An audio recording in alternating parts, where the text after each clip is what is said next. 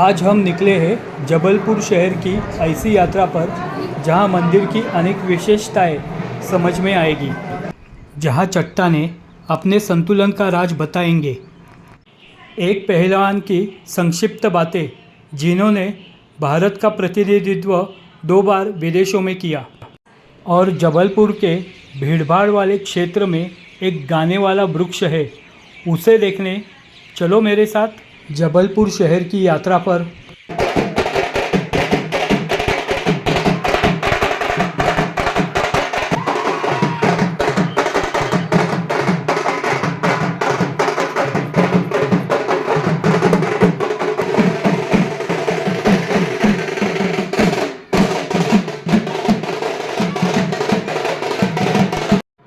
दोपहर को हम त्रिपुर सुंदरी राजराजेश्वरी देवी का दर्शन लेने निकले।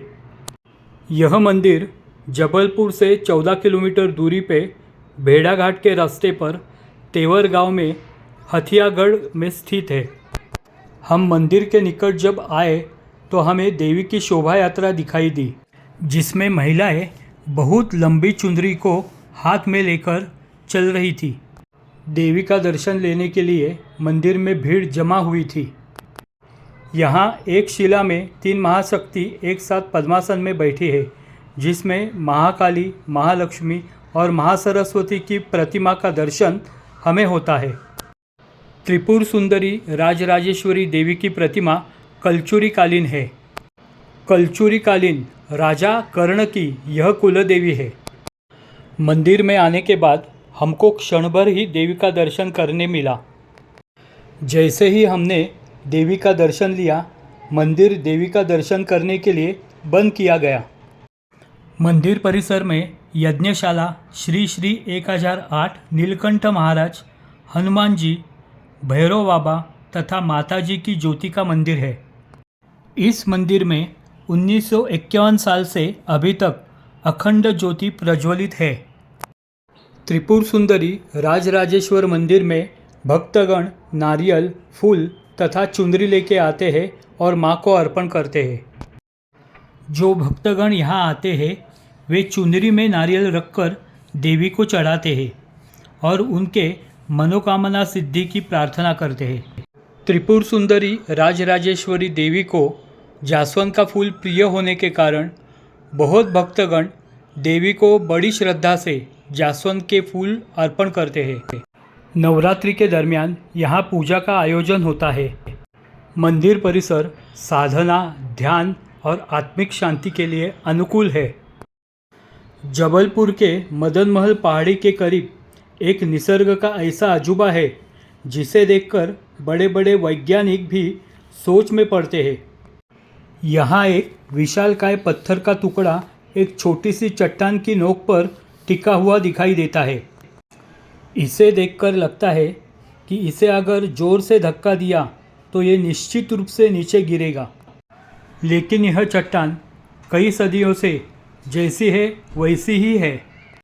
1997 में जबलपुर में बहुत ही शक्तिशाली भूकंप आया। शहर में बड़ी तबाही होने पर भी यह पत्थर अपनी जगह से 1 इंच भी नहीं हिला।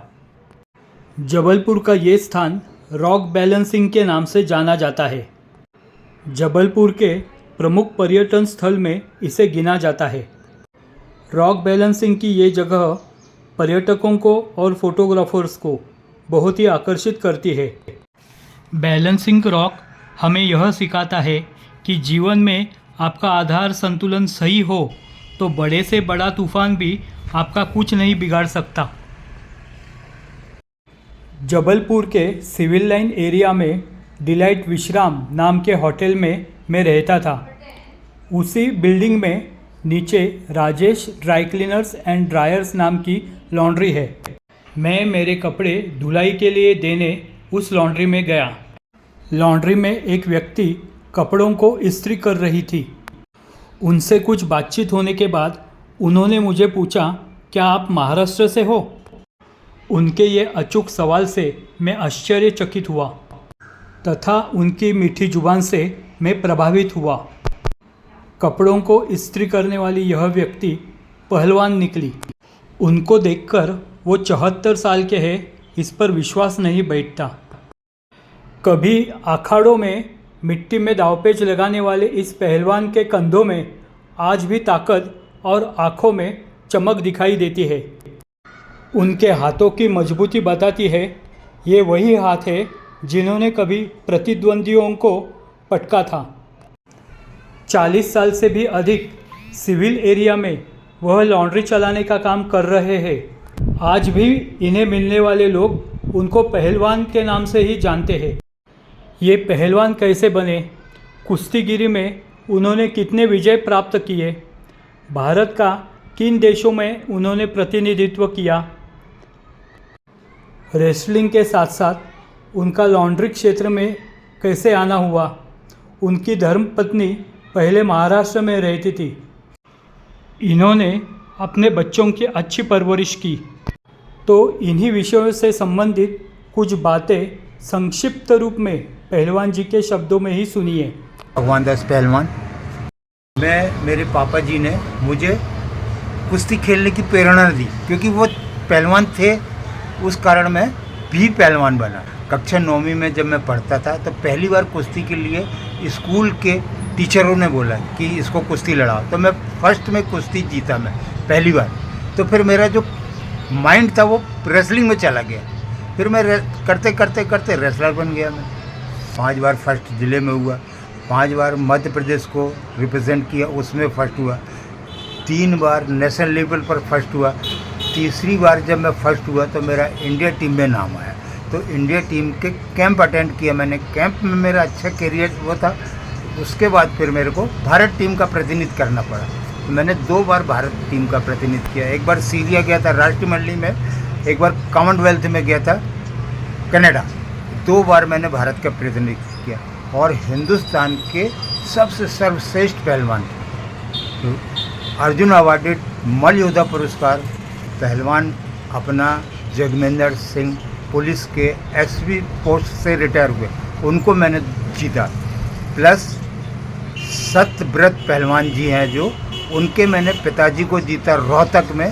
सत्य प्रकाश नाम है उनका, वो रेलवे से कुश्ती खेलने आते थे। कुश्ती खेलते ही खेलते मैंने ये सब काम किया, अपना करियर चेंज किया कुश्ती से। मेरे 2 दोस्त थे टेलर मास्टर, मैं उनको टेलरिंग का काम, वहाँ बैठता था मैं, उनको देखते ही प्रेस का काम कैसे सीखा मैंने। उन टेलर मास्टर को देखते देखते मैंने प्रेस का काम सीखा। प्रेस करते करते फिर मैंने लॉन्ड्री में चेंज कर दिया। मैंने अपने बेटे को नेशनल लेवल का प्लेयर बनाया। उसने 5 बार संतोष ट्रॉफी में खेला उसने। अभी प्लस NIS कोच है वो। मेरी बेटी PhD कर रही है और बिल्कुल साधारण सा हूँ मैं। ऐसे अपने भगवान दास पहलवान कभी दंगल के शेर थे, आज मेहनत के बादशाह है। लॉन्ड्री उनकी रोजी है, लेकिन पहलवानी उनकी पहचान है। पिछले 1.5 दिन मैं जबलपुर में था। अमरकंटक जाने के लिए मैं सुबह होटल से निकला। जबलपुर स्थानक के नज़दीक ही मैंने पक्षियों की किलबिलाहट सुनी। पक्षियों की किलबिलाहट तेज थी। यह सुनकर मैं कुछ समय के लिए उस वृक्ष के नीचे खड़ा रहा। सुबह के समय यह वृक्ष ही गाना गा रहा है, ऐसा मुझे महसूस होने लगा। आजकल शहरों में मोबाइल टावर आने के कारण जो वृक्ष पर कभी पक्षियों के बसेरे हुआ करते थे, अब वहाँ सन्नाटा उतरने लगा। सुबह के समय डालियों पर बैठी चिड़ियों की किलबिलाहट से पूरा आकाश गूंज उठता था। आज वह आवाज़ लुप्त होने लगा है। सुबह के समय यह वृक्ष अब वृक्ष नहीं रहा था, संगीत की जीवंत दुनिया ही बन चुका था। जो भी लोग इन वृक्षों के नीचे से गुजरते थे, उनके कानों पर इन पक्षियों की किलबिलाहट जरूर जाती थी। यह किलबिलाहट सुनकर उनके मन भी आनंद से खिल उठते थे। इस वृक्ष पर बैठकर कोयल मीठी तान छेड़ रही थी, गौरैया चहक रही थी, तोते और मैना आपस में बहस कर रहे थे, कबूतर जोर से गुटरगू कर रहे थे। इस वृक्ष पर गूंजती किलबिलाहट ने पूरे दिन को पहले ही खूबसूरत बना दिया था। अमरकंटक जाने वाली गाड़ी का समय हो चुका था। मैंने जल्दी से इस गाने वाले वृक्ष को मेरे कैमरे में बंद किया और जबलपुर स्टेशन पहुंचा। जबलपुर शहर पर बनाई गई इस वीडियो को आप संपूर्ण देखें, बार बार देखें, इसे लाइक करें, शेयर करें, सब्सक्राइब करें। सियावर रामचंद्र की जय, पवन पुत्र हनुमान की जय, भारत माता की जय, वंदे वंदे वंदे।